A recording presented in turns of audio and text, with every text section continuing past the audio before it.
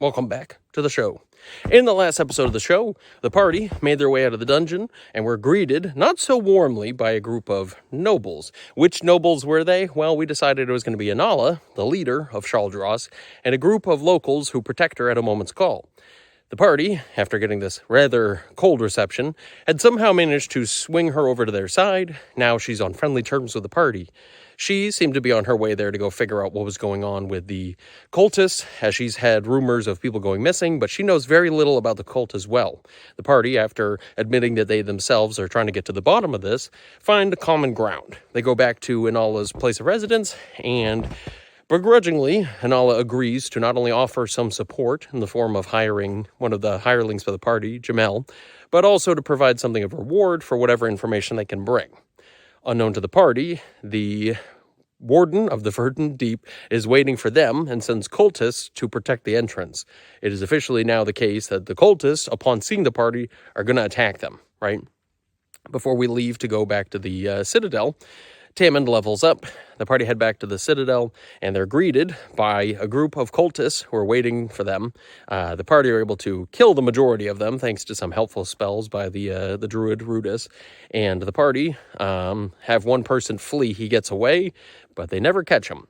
The party dig back down and go to the second floor of this place, and on the second floor, they get back to the landing where the cultists, the ones we had delivered some troglodytes to, we dealt with them. There was a bloody combat there, but the party managed to get out of it alive. And now we have the question before us of, what are we going to do? Which way are we going to go? And, yeah. So, let's get out of the snow and head back to my basement. So, not to get nostalgic or anything, but this is where I shot the first video. I got the view. Boston's still somewhere in the distance. But, yeah, what is that, 15 videos ago? Dang.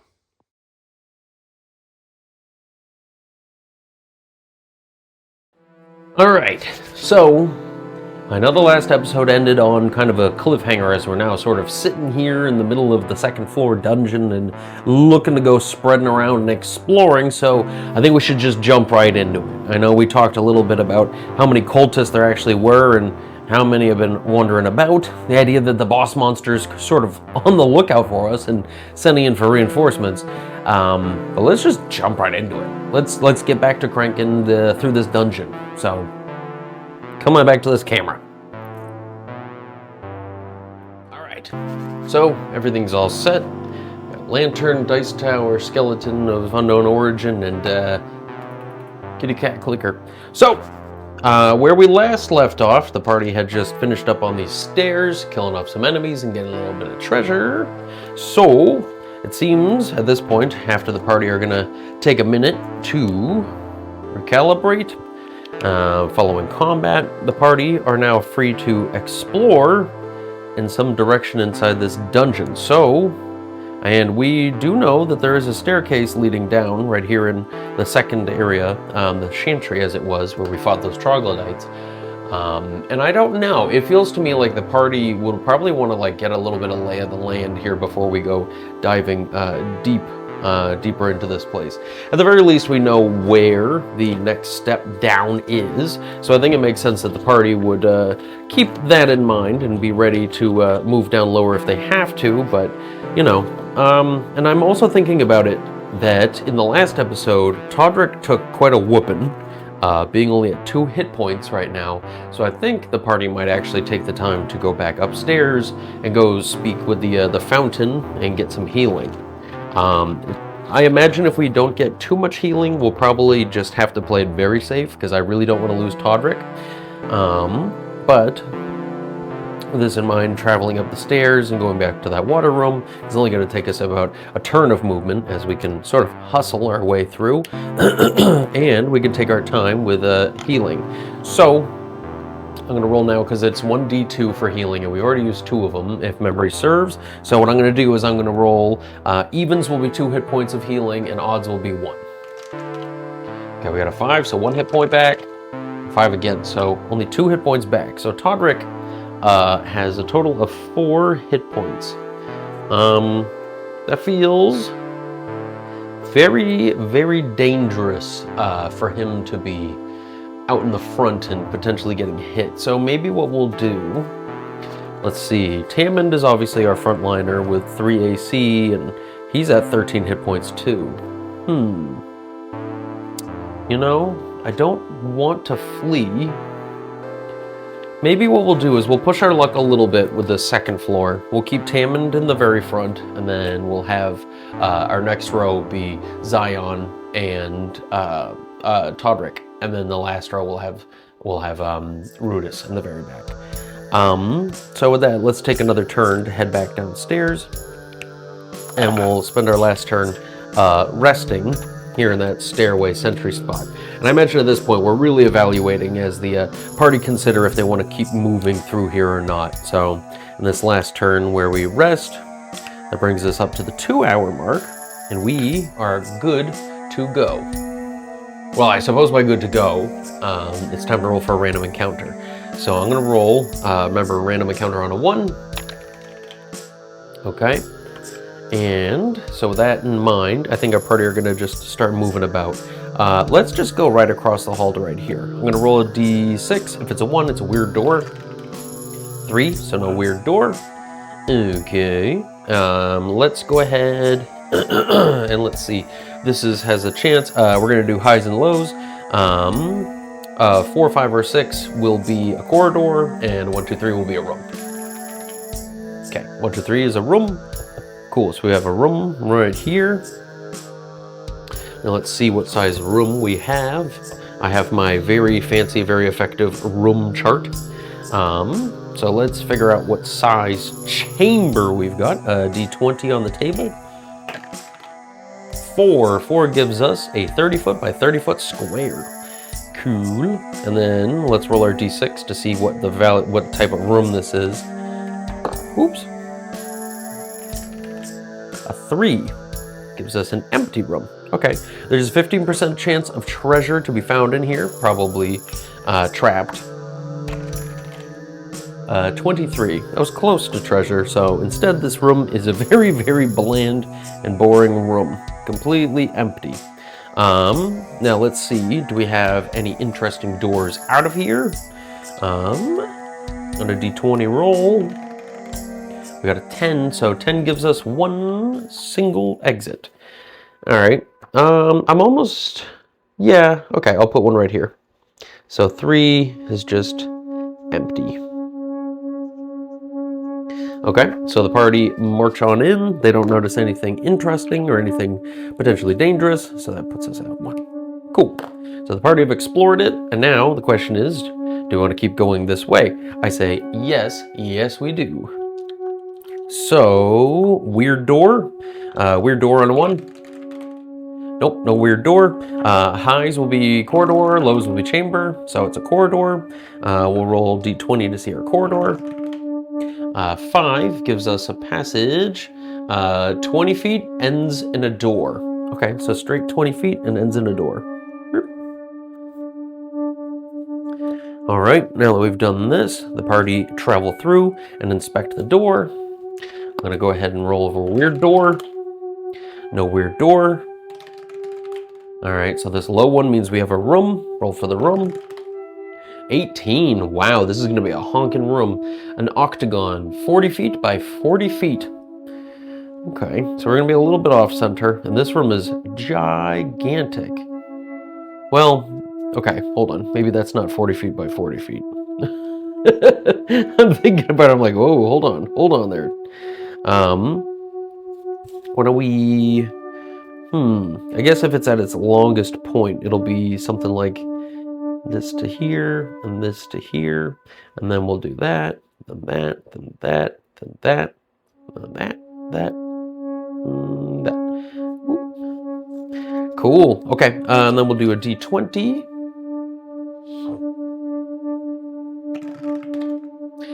This gives us the number of doors. Normal chamber, 0 exits. All right, so we'll roll a d6 to see what we got for funkiness in the room. What style? 2. It's also empty. Interesting. Wonder what these guys were guarding at this point. Okay, 15% chance there's a type of treasure. 82, so nope. Okay, so the party wander into another room that is pretty well bereft. I'm gonna roll for some contents for this room, as I feel like having two empties in a row, there's gotta be something going on here. So general dungeon chambers, let's see what we got. Percentage, we'll roll one percentage and then another.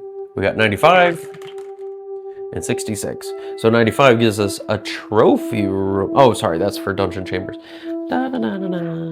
Okay, general furnishings, 95 gives us a tub, and 66 gives us a pipe, a large cask, over 105 gallons. Okay, so there's a tub in here, a large tub, and a giant cask.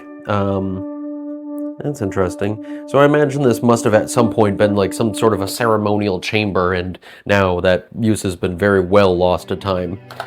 So the party are going to track backwards after exploring this chamber and heading back cautiously. Okay, so it seems the chantry is really the only way to go. So the party move into the chantry and they see all the strange greenery all over the place, and decide they're going to go through that one doorway and figure out what's up there. So, weird door? 6, no weird door. High 4 corridor, nope, so it's another room. Okay, let's hope we get another good room. A 10 gives us a rectangle 30 feet by 40 feet. Very good. Okay, so we'll do it this way, and then 1, 2, 3, 4. Cool, okay. And then chamber exits. Our D20 gives us another 18, and that is 3. Cool, I like options. Okay. Excellent. Now let's see, what is the chamber purpose? A 6. There's a monster. Oh boy. Okay, so I believe, if memory serves, we're on the 2nd level, so a 2 on a D6 will give us that monster table that we had that was sort of plant-based. So let's go ahead and roll.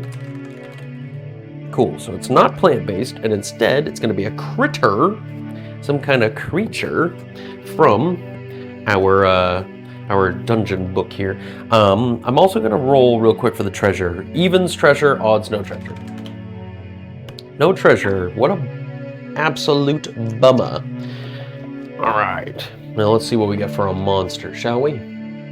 So, editing mistake. I realized I had rolled the dice and everything, and I guess I didn't hit record, but I got a 0 and a 3, which gave us a mutoid on the table, and I just realized as I'm reading this entire thing that, and it came with 2d6 worth of mutoids. I rolled these dice that I got from the National History Museum out there in New York City, and it was a real riveting time. You should have been there. So, got the mutoids, and it says they're humanoids with mismatched body parts of many different creatures, reptiles, crustaceans, birds, mammals, etc. Each individual has a unique experience. They're shunned by other species. They live in hiding within large settlements or band together and dwell in ruins. So what I was thinking is because these things survive of surprise, mimicry, pickpocketing, and then groups of 10 plus have a leader, I was thinking to myself that these things are probably like plant-based mutoids, where they're like, their teeth fell out and they just gum the fruit, and like their hair fell out, and they're just like these greasy, slimy mutant guys that are all just kind of like becoming sort of plant-like and becoming sort of insect-like, right? And these are just sort of eternals that live out here in the ruins. And so let's they're neutral. They just don't like to be encountered. So I'm thinking that the party might actually have a chance of, getting past these guys without combat. So let's see, let's hope.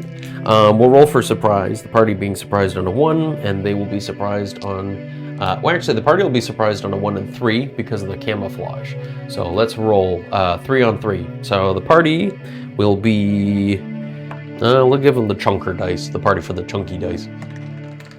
So the party are surprised, and they are surprised. Very well. So the party pushed the door in, and inside of this chamber, which I don't think we actually came up with what kind of chamber this is, but we'll say because this is an in-between area, it's probably just a passage. And these guys are just kind of cooped in here in the corner, munching on fruit or whatever, and they see the party, and before either of the two can be aware that the other one was there, they're just alarmed by one another. So let's roll real quick and see what we've got for a reaction.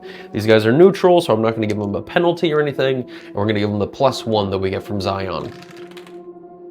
We got an 8, so they're both caught off guard by this. They both step back and, with fruit still dripping from their faces and just onto the floor, they look panicked for a minute, thinking, should they run? Should they fight? Oh, we got a 10 because of the +1. Okay. And then now, as you guys know, with the 10 on our little handy dandy chart here, 10 on the reaction rolls that they're indifferent or uninterested. So having eaten so much of this fruit, I imagine that these critters are probably just, I mean, for lack of a better term, they're stoned and they're just laying there looking at the party, being all kinds of confused. But when they realize the party aren't here to, beat them up or kill them or anything, they probably just kind of wave the party onward and aren't really too concerned with what the party are up to. Now, because they're disinterested, I don't know that the party are going to be too concerned with asking them questions or anything like that. And I imagine that the party probably just don't want to spend much time dealing with these guys, not looking to anger them in any way, especially because they don't have treasure. Okay, so let's crack that out. Okay, now the party have 3 different doorways they can possibly go through. So, let's just go for directly ahead. Weird door? Nope, no weird door. Okay, chamber high? Nope, it's a room. Okay, D24, the room. Oops. 13. Okay, 13 for the room. 13 for a chamber gives us a rectangle 40 feet by 50 feet. Wow, okay. So maybe we'll do it like this. Now this is a pretty big room, so I think we should also roll to see what the general purpose of this room is. And with a 3, there's no exits or entrances. So it makes sense that this big room at the end here probably has some sort of a general purpose here. Now I'm gonna go ahead and roll for the dungeon purpose on here. We got a percentage, so let's see what we got. 50. 50 gives us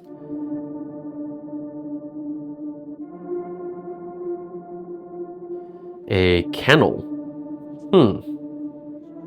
Interesting. So at one point this room was a kennel. Okay.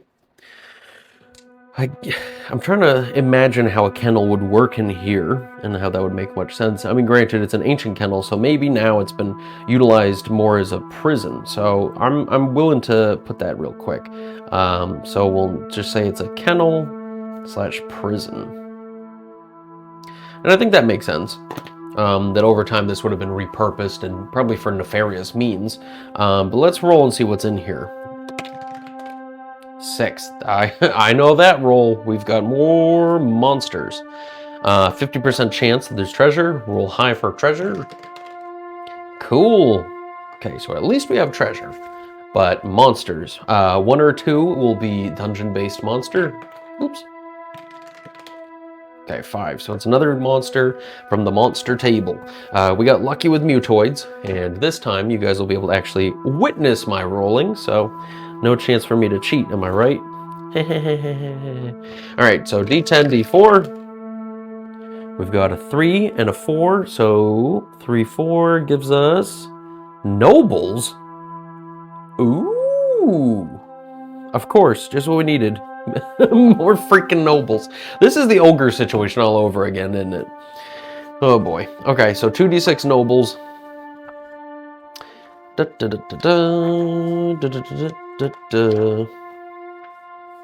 Now, I know what you guys might be thinking right now.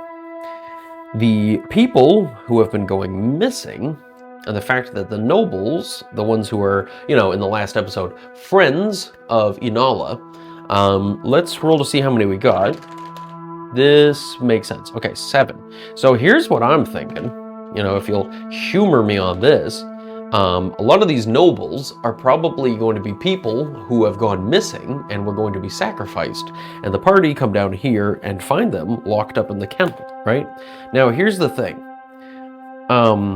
As much as I believe that these people would just be in the kennel, and I think that that makes sense, I think that there has to be some level of protection here. I think that it's cool that we got nobles, right? And I like the idea that the nobles are not villainous, because we already found that like the cultists and the nobles aren't necessarily pals, you know?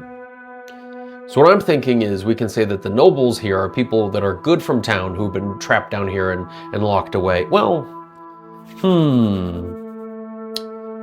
I don't know. I mean, is that cheating? Does that feel like that's breaking this a little bit?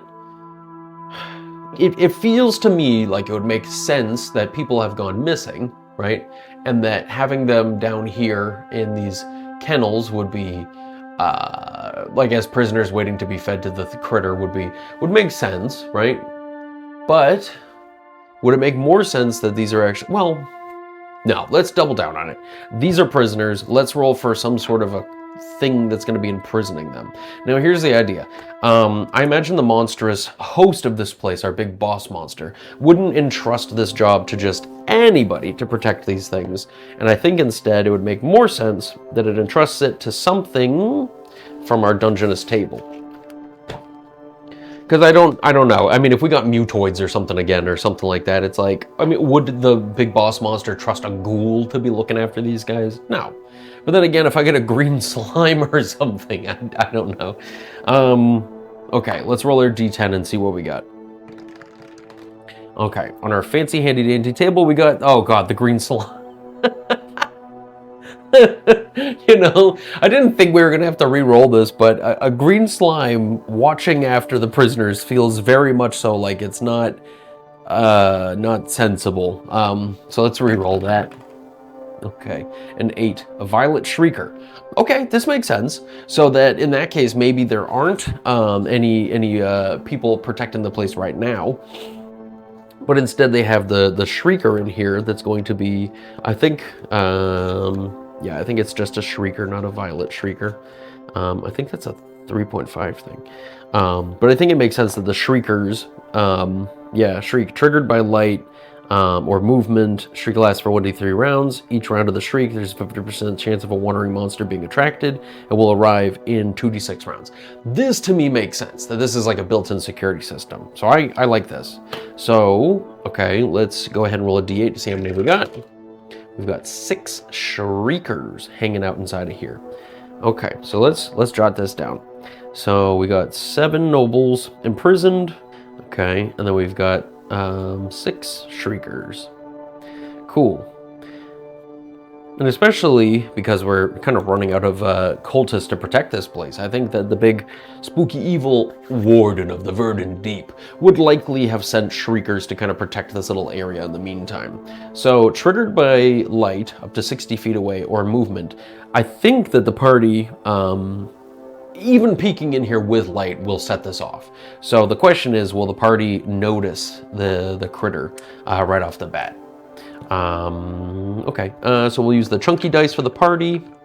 They'll be surprised on a 1, and the shrieker will be surprised on a 3.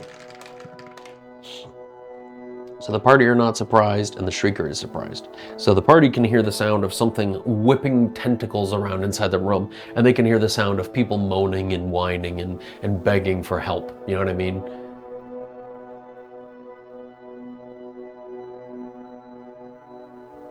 So, with this in mind, I think it makes sense that the party would know that there's something going on the other side, but I don't think there's any way that they would know that there's something, like specifically like a shrieker on the other side that they're dealing with. So, I think the party are going to probably just plan to ambush, and they're just going to kick in the door and run in and attack, which obviously is not going to work out very well for them, but they don't know any better. So the party are going to just straight up kick the door in and run in. Tammon's going to run in first, right into the fray of it, and we're going to start attacking. So, Okay. Very well. So the party are just going to go first. They're just going to sprint in and rush up and start attacking these mushrooms. So let's go ahead and we'll say Tammin's just going to run right in slashing. These guys have an armor class of a 7, which is definitely nice, which means that we only have to get a 12 or higher, and it'll probably help if I have character sheets out. You know, no matter how often I do this, I'm always going to have a big giant mess of stuff. So, Tammin has a +2 based on his longsword and his strength mod. So, unfortunately, an 11 is not enough to hit. So, Tammin misses as he rushes in to swing on one of them. Okay, and I think that following suit, Todrick and Zion would also be charging in and attacking. I'm going to give Zion the ability to backstab because we're getting the surprise on these guys. So I'm going to roll for her first. She swings in with a -1, but a +4. So +3 total. She got a 17, so that's a hit. Now this is a sneak attack, so she's going to do it ×2. So D8 -1 × 2 gives us 6 total damage, which, you know, not the greatest amount of damage on the sneak attack, but that aside,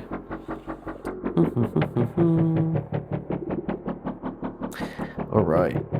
So that aside, our party dealt 6 damage to the first one, leaving 1 bloodied, and we have 6 total. Cool. All right. Jamel, attacking with a spear, is also going to attack, and he's not getting any super bonuses. He fumbles and he trips on the way in. Todrick swings. He got a 2, so he did only 1 better, and that's still not great. Rudis stands back and he yells out, "Wait, Shriekers!" And as he does, we'll get into the next round of combat. So the party are planning on just swinging and attacking these things, as it doesn't seem like these things are gonna attack back. So Chunky Dice is the party, we got a 1, and then the Shriekers got a 4. So the Shriekers are most definitely going to be shrieking. So Shriek lasts for 1d3 rounds. Wow, 3 full rounds. And it has a 50% chance of a wandering monster being attracted. Now, here's my question. Does this mean it'll be every round there's a 50% chance of attracting another wandering monster?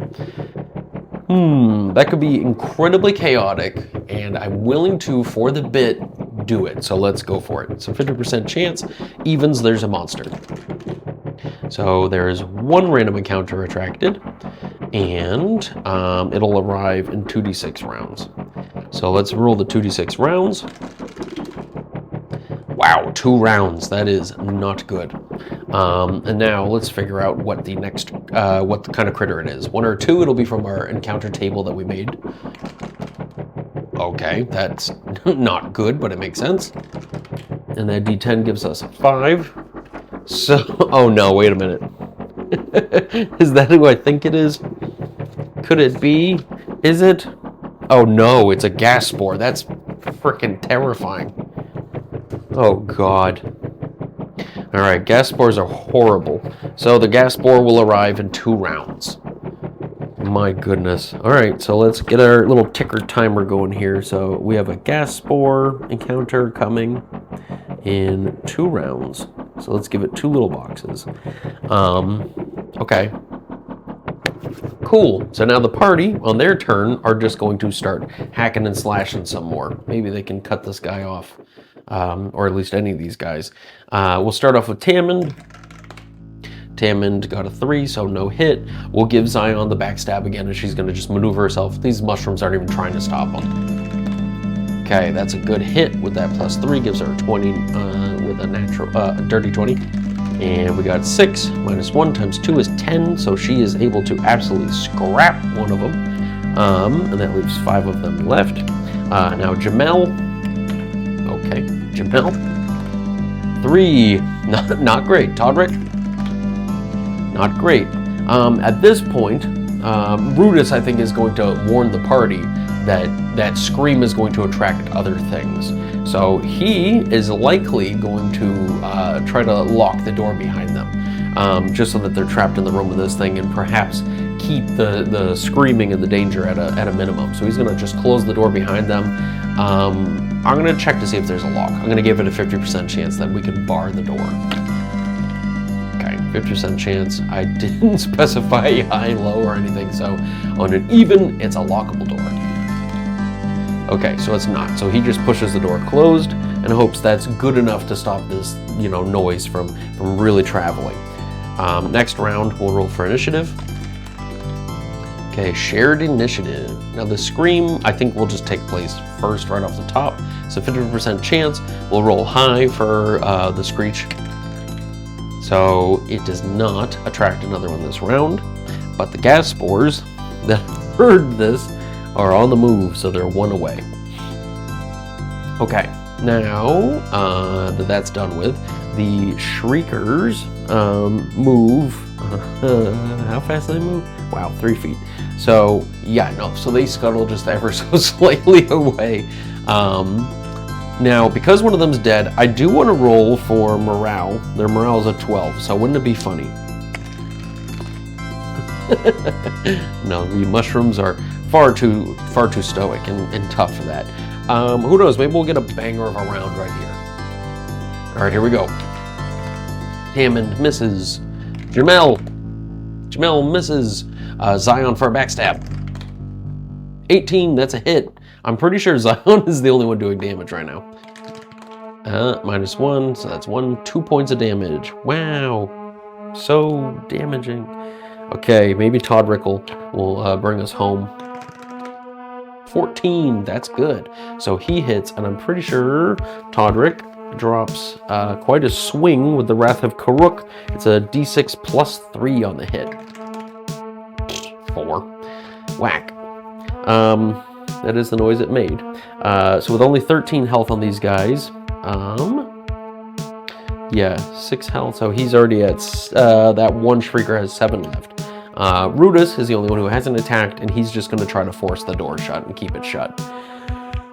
Very good. Now, let's go ahead and roll initiative for the next round. Okay, so the party lose the initiative, and the Shriekers are going to get one more attempt at shrieking. Also, the gas spores have arrived, but they're outside the door. So let's roll up our gas spores, because I think that might be helpful. It's not spore, comma, gas. No, it's not. Okay, so gas spores. For anybody who knows about gas spores in the old school scene, gas spores are incredibly horrifying. They are not the kind of thing you ever want to deal with. But the party are obviously now trapped in this little space here with no chance of getting out of here without having those critters on the outside of the door causing trouble. So mindless floating fungi that appear almost exactly like an Eye of Terror, which is a beholder, a scaled sphere 5 feet in diameter with a toothy wide maw and a large central eye and 10 smaller eye stalks. Drift around in caverns and ruins. They each have 1 hit point, but their one attack is a spore spray, so distinguishing. In dim lighting, a 1 in 10 chance of noticing the fungal nature of the gas spore. 10 feet or closer, there's a 1 in 4 chance. Upon death, the gas spore explodes, and all within 20 feet suffer 6d6 damage. Save versus wands for half damage. Spore spray affects all characters in the 20-foot cube area in front of the gas spore. Okay? Save versus poison or become infected. The spore infection. 1d6 gas spores grow inside the victim, killing them in 24 hours. Okay. Now here's my question, okay? Our party just left those mutoids just hanging out, vegging in the other room, and these gas spores are going to be coming by, floating by this exact doorway, right? So now, in the case of the dungeon, we have 1d3 gas spores. 1, only 1. That is incredible for us. Let's roll a reaction for the gas spore with the mutoids. Okay, we got 12. So the mutoids are apparently very good friends with the gas spore. Yeah, so I guess it has no reason to do that, and instead the gas spore is just going to move right up to the doorway and prepare to, you know, do its thing. Now, naturally, Rudis can tell something just bumped into the door, and he yells out and he says, "There's something at the door." Okay.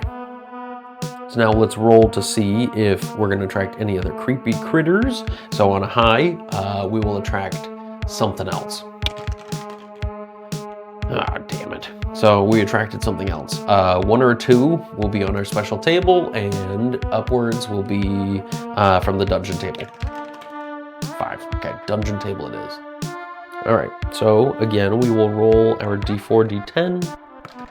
See who else is coming. We got a 9 and a 4. 4, 9. Zombies. Ugh, 2d4 zombies.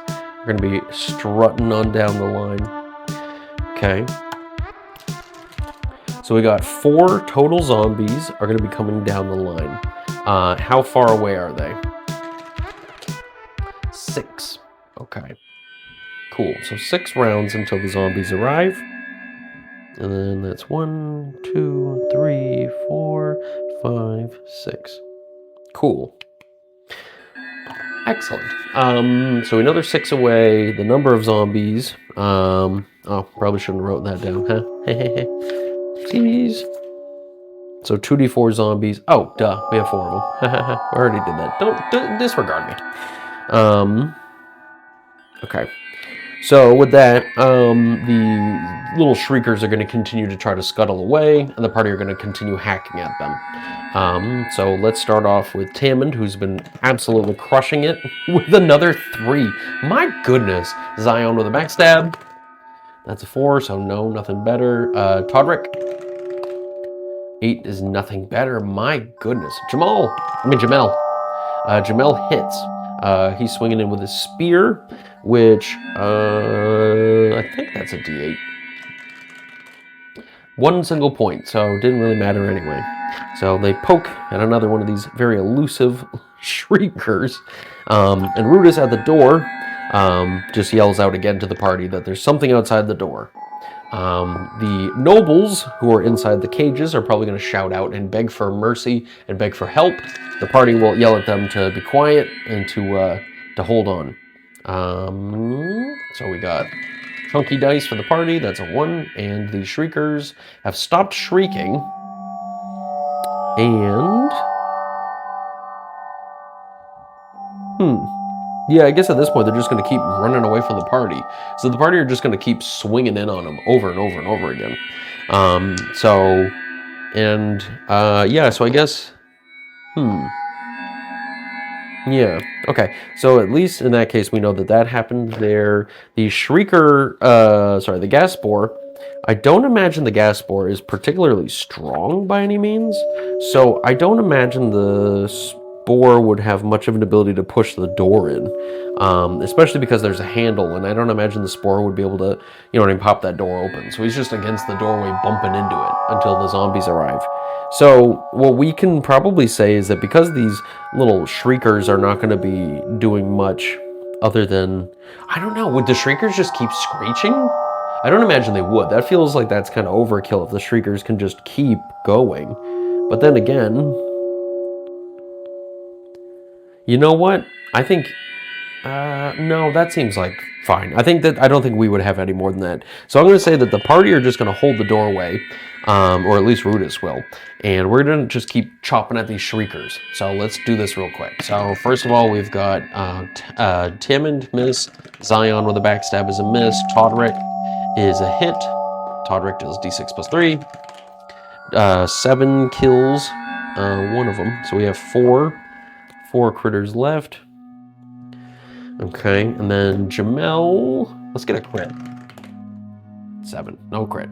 Okay, in the next round, shriekers are going to keep scuttling around as the zombie's going to move up. We've got Tamond. Ooh, crit from Tamond. Nice. D8 plus 2. 5 times 2 is 10, so we've got 10 damage on the first one. Nice. And then we've got Todrick. miss. Zion, backstab is a hit. So she does their, oops. She does a D8 -1 times 2. 7, 14, wow. So she kills one right off the bat, leaving another one wounded. We've got Jamel. Jamel misses. Okay, Brutus is still holding the door. Next round, zombies are getting closer, meandering down the hall. Okay, Tamond, that's a hit. Okay, D8 +2. 4 points, kills another one. Leaving 2 of them left. Okay, Todrick. 14 is a hit, so Todrick's gonna do D6 +3. Okay, that's 5 total. Zion, that's gonna be a D8 -1 times 2. Okay, so that's 6, so that's another kill, leaving just 1 behind. And man, if Jamel, could you imagine if Jamel kills it? Crit! Dang it. But Jamel does swing in, does a D8. 7 points, deeply wounding the last one. And then in the next round of combat, the zombies are at 4 out of 6 rounds away, and this gas spore has just been bumping into the door and trying to get in. Rudis, again, is very afraid, considering he doesn't know what's on the other side, but can only imagine. Okay, so now the party will roll their attack. So Tamond, that's a hit, so D8 +1, +2. Okay, that's a kill. So the last of the Shriekers is slain. And now the party are inside this chamber, and they are going to take the time that they can to quickly shout to the gathered people in the cages, and they say, "Who are you people?" And they say that, "We're from Charldross. It's been weeks. What's happened to our families? What's happened to this land?" And then the party are just going to look confused, but this all sort of makes sense to them, right? You know, this was what we kind of knew was happening, is that they were being taken here. Now, are they going to know anything in particular about what's going on? Let's roll. 5. No, they have no idea. How valuable. Okay, so now the party look around the room and realize that these doors are locked and they have no way of opening them. Probably simple locks, because it is, after all, just a kennel, but I imagine that at this point now the zombies have showed up. And here's my question. Let's roll, let's see what zombies are all about, because something tells me zombies aren't going to be too friendly to anybody. So Guardians, they always attack on sight. So I'm imagining they're going to walk into the room with the mutoids and that gas spore, and they are just going to go for it. So the mutoids are going to see the zombies coming, and they're going to be absolutely freaked out by this. The gas spore and the mutoids are not really at ends with each other, so the gas spore is just still bumping into the door trying to get in. The mutoids see the zombies coming, and they're going to just try to absolutely get the heck out of there. Let's roll to see. Let's roll to see if the mutoids are surprised. They'll use the chunky dice. Surprised on a 1 or a 2. Okay, so they are surprised. The zombies come marching down, making no noise, and by the time the party see the zombies, the mutoids see them come around the corner, it's too late. The zombies march into the room and just start attacking the mutoids. Now, I know we had said before that we had 6 mutoids in there. So I think right now the mutoids and the zombies would break into something of a combat. I don't know that the mutoids would try to truly hold their ground here, and what we might see is that they would just try to attack the zombies first and foremost, just because they're kind of trapped in their corner here, and then try to make a run for it, maybe sneaking back to where the stairs are. So let's roll for initiative, chunky dice for the mutoids. And you're probably wondering, why am I running this combat? I think it'll make sense in a second. So mutoids lose the initiative and the zombies win the initiative. We'll say that they are D4 times 10 yards, so they're 30 feet away. Zombies are only going to move 20 feet in the round, so they move right up into combat. The zombies, all 4 of them, oh wait, what am I doing? They lose initiative. Duh. So the mutoids, from where they are probably going to charge the zombies and try to attack them. D6s for the attacks, and they have 5 hit points each. Okay, THAC-O 18, so they have a +1 to the attack roll. That's cool. So 6 of them are going to attack. So let's roll 2 at a time. So 2 in the front. One of them got a crit on one of these zombies. Dang. Okay. And then we said there was a D6. And the 11 armor class of an 8, so that's a hit too. Okay. So first hit is 6 points of damage, which almost kills the zombie. And 5 kills it. We have 2 more attacks from the mutoids. Okay, so those are misses. And those are misses too. Okay, now the zombies in base contact are going to attack the mutoids and just flood into the room attacking.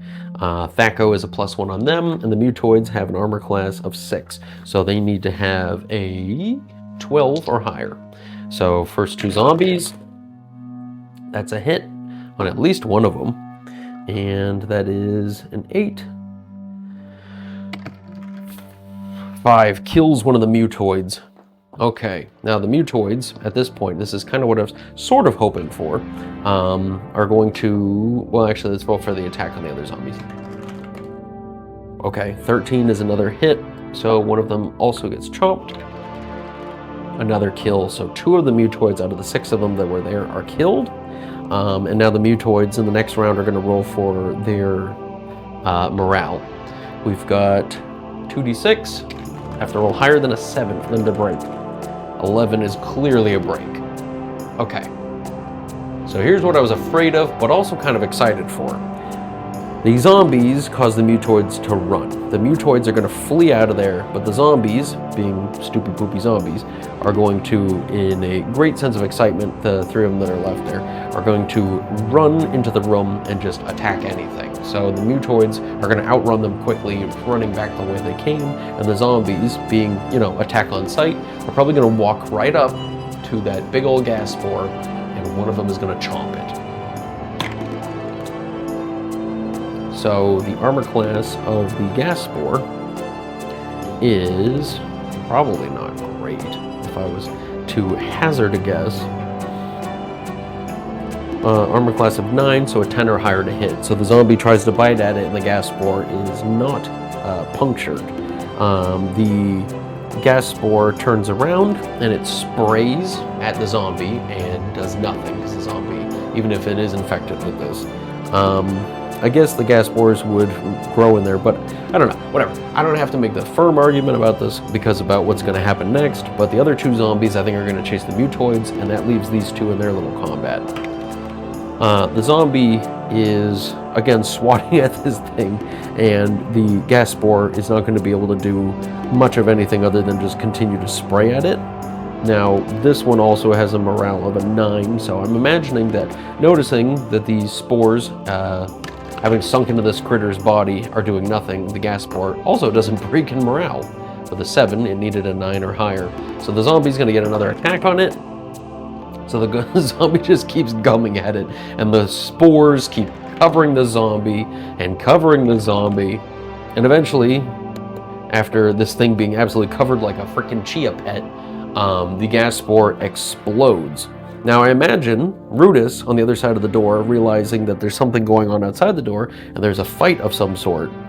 The the druid, let's roll real quick. Will the druid back away from the door after noticing there's combat? 6, no and. So no and, he holds his ground. Now when he hears that there's a break in the combat, is he gonna move away? 2, yes. So now that he hears that there's nobody at the door immediately, he steps back. And after the zombie bites down on the gas spore and finally punctures it, the gas spore is going to explode, dealing that 6d6 of damage. So let's roll this real quick. 6d6 damage. Deals 10, 19, 22 points of damage. So it absolutely explodes the room, right? Explodes the room back. And it, when it blows out this room, it kills the zombies that were left. Probably kills the mutoids that are trying to run it. Well, no, the mutoids already got away. So it blows up that zombie, blows up the gas spore, and the walls are just painted in those spores that are obviously, well, they're cooked now. So yeah, hey, that's good. The door, I would imagine, blows completely off the hinges into the kennel that we've got here. And now the party look and see the the remnants of what had happened on the other side of the door and just look absolutely flabbergasted by this. And just thank their good graces that they did not get caught up in that melee. So now that that's over, the party are going to take a turn to relax here and try to gather their wits and collect that treasure that we definitely had in the beginning. Now, here's my thought. Will the treasure be possessed by one of the prisoners? 3. Yes, and. So yes, it will be possessed by the prisoners, and they will promise to give the treasure to the party upon safely leaving the dungeon. Cool. Okay, so again, I don't suppose that these doors are going to be too much of a trial to open up. Now, here's my thought. We might be able to have Zion and have the stronger characters in the group try to bend the bars and try to pick the locks to get them out. So let's go ahead and do that.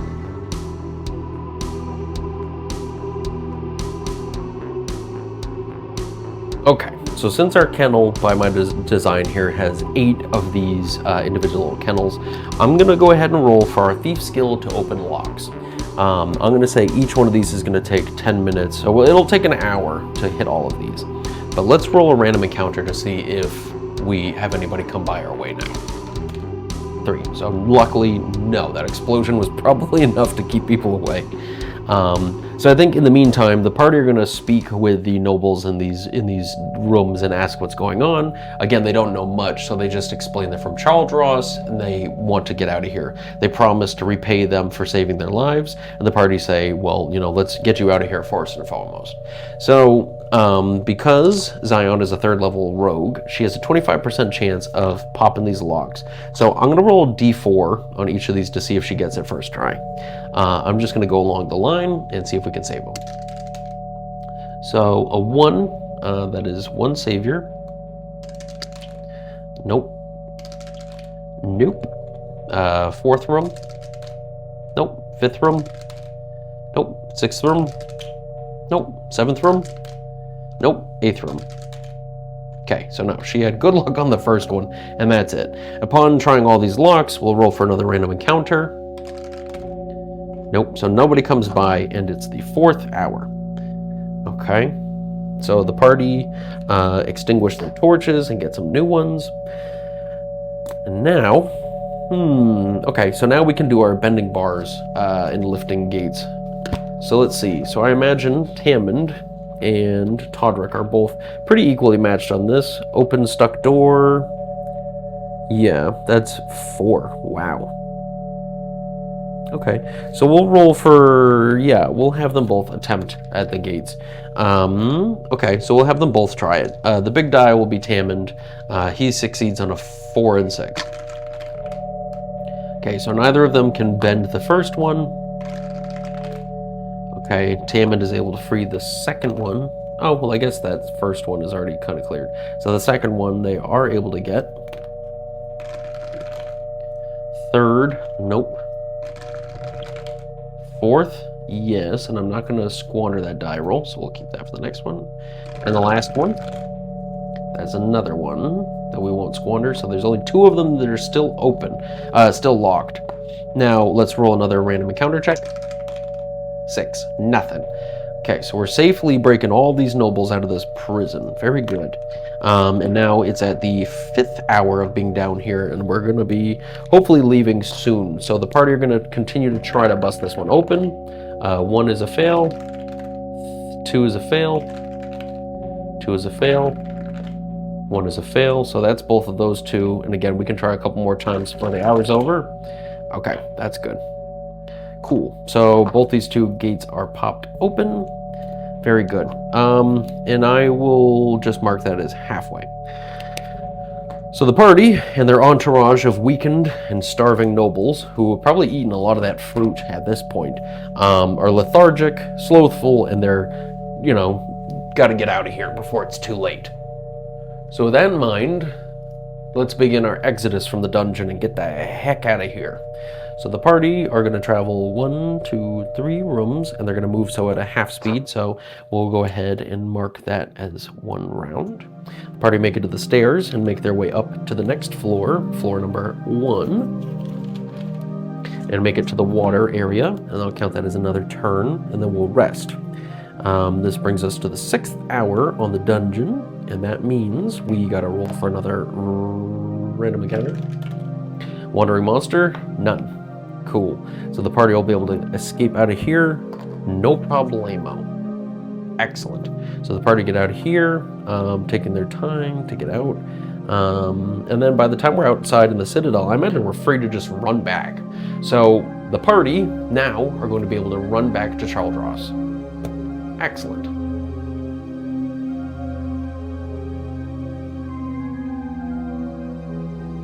Okay, so here's my thought. The party are returning now with the nobles and with returning to Inala, who had promised them some sort of repayment. Now I was thinking about it that returning these people back is probably a huge gesture. So I think that before the party can turn into the tavern and collect their wealth that they had been promised by the noble and by Inala, we gotta roll it up. So I was thinking, rather than come up with some arbitrary number, we might as well just roll on the treasure table for levels 2 and 3. So let's organize this a little bit. What we'll do is we'll say there's the nobles and Inala, and first we have 1d12 times 100 silver pieces. So we got 900 SP. Okay, not a terrible start. And 200 SP. Okay, now we have gold, which is 50% chance of gold. We'll roll percentiles and we'll roll low. So below 50, okay, so we got gold from the nobles. And we've got double zeros, so that would be gold from Inala too. Okay, so a d6 times 100. 500, wow, okay. This is the good stuff. Inala, 500 from her too, wow. Okay, this is about where our luck's gonna run out though. 10% chance of gems, again, rolling low. 55, so no for the nobles. And 43, so no for Inala. Now for jewelry, we have 5% chance of jewelry. 52, so no. And 66, so also no for that, for Inala with jewelry. Now for magic items, we have an 8% chance. It would be really cool if we got a magic item. 60, so nothing from the nobles. And 71, so nothing from Inala. Okay, so all together, we got 1,100 silver pieces and 1,000 gold from our friends, the nobles, and from Inala. Okay. And considering the wealth that we got from the last one from everybody else with the treasure, and considering how many critters well, I guess we didn't really kill that many. We really just killed a bunch of fungus. And the acolytes, don't forget that. Okay, so the party end up at the tavern, and now I have a bit of a question. So here's the thing. We just kind of pulled a big move on these guys. Here's my idea. I'm gonna ask, will it be immediately noticed that all those prisoners are missing? So on our table, we got yes and. So yes and, it is immediately noticed. And I think that there might be a sense of retaliation here. And yeah, and the Warden of the Verdant Deep seeks revenge, right? This is definitely the second time. So here's my question. Will this revenge be subtle? 1, yes, but. So yes, it will be subtle, but, yes, it will be subtle, but it will not be like something that requires patience. Like it's gonna be subtle, like somebody sneaking in. I'm thinking we might just straight up have assassins. You know, the old classic Village of Hamlet thing where, you know, we killed the handsome priest and now assassins come to kill us. So, yeah, so I guess we can just roll for that. We'll say, is it assassins? Yes, and. So yes, they are assassins, and there's probably a few of them. Okay, and then I suppose the next question I have is, will they be coming for the party, or will they be coming for Inala? So, okay, we'll roll evens for Inala. So no, they're coming for the party. Whoa. Okay, let's see who we can get for our assassins. Let's find a stat block that makes sense. I'm sure I could theoretically just roll for, something of like an actual assassin character. But I don't know if we necessarily need to do that. Maybe what we can do, I know in the back we have a table for rolling up NPCs. All right, assassin. Expert is 1d6 plus 4 levels. Now, here's my question. Are there going to be experts? Why don't we say there's 2 in 6 chance of them being experts? Ooh, expert level. That's not good. Okay, and then we'll say that there's 1d3 of them. Okay, so 2 assassins show up, and they're going to be expert level. So 1d6 plus 4. 7th level, and 8th level assassin. Ooh, boy. That is a very scary proposition. So here's the thing. I'm imagining now that we've got these 7th level and 8th level assassins coming in, and they're going to have D4 health each. So I'm imagining at 7th level, that would mean that they start off with 2.5 times 7, which would be, what, 14, 17, 18 hit points? So that's not too bad. So we'll do assassin. It's funny because I keep thinking, I'm like, oh, I'll just shorten assassin to, oh, I guess I can't say that. So the first one will have 18 health, and the other one will have 20 health. Now, being 7th and 8th level, I'm pretty sure their THAC0 is like 17 or 14. So these guys are wicked, right? This is going to be a very dangerous situation. And these guys are built to like scale walls and come in and kill them in the night. So, and I don't imagine that the party would be too, how do I want to say this? Like, I don't think that they'd be really watching over their shoulder too much. Ooh. Well, now that we know we have assassins hot on the trail for the party, and they're immediately coming to seek them out. Oh boy. All right, why don't you come meet me over here at the, over at the table, and we'll talk about it.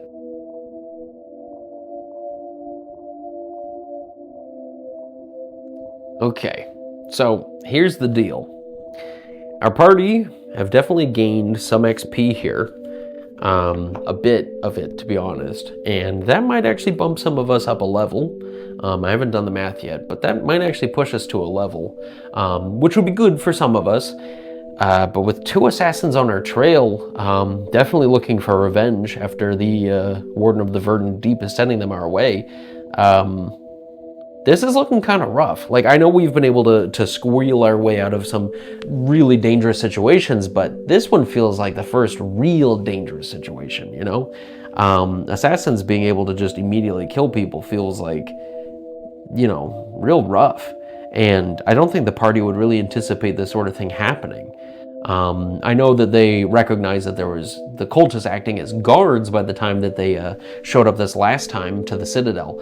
So maybe they know to be somewhat aware, but I don't know. We're going to have to figure that out in the next one. But still, this feels like, I don't know, very risky. This feels like this might be some party breaking stuff here. So, I'm not excited to come back for the next one and deal with some very high level assassins. It'll be nice to get some XP out of them, and potentially magic items, but this one might be a brutal one. So I hope you guys enjoyed this beatdown. I definitely wasn't anticipating the zombie chomp gas spore explosion scene there, the Michael Bay explosion there in the dungeon.